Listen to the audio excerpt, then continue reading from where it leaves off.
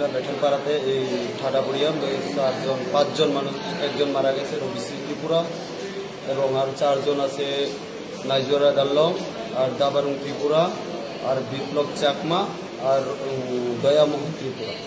তো ঘটনাটা কোন জায়গায় করছে? বেঠেলপাড়া। এটা কোন জায়গা? এটা সুপারি বাগানে কাজ করতে গেছে। ও কটার সময় ঘটনা হয়েছে?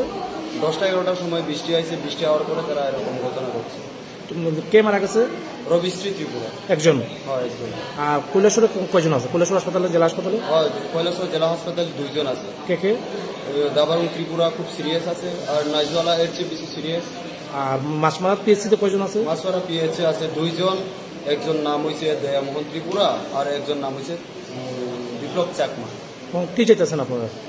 আমরা তো চাইতেছি সরকারের কাছে আমরা কিছু সাহায্য পাই, যাতে আমরা মানুষ ভালো হয়ে উঠুক।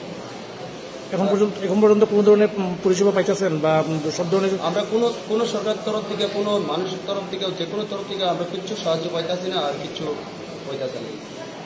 যখন ঘটনাটা করছে তারপরে তারা কি সাথে সাথেই কৈলাসরে আনা হয়েছে না কুমারঘাটে?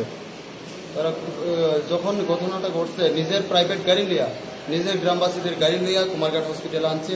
হসপিটাল আনার পরে কি জানি, আমি জানি না অ্যাম্বুলেন্সে পাঠাই দিয়েছে, রেফার করছে নাকি আমি সেটা। কুমারঘাট থেকে তারা 2 জন এখানে আসছে।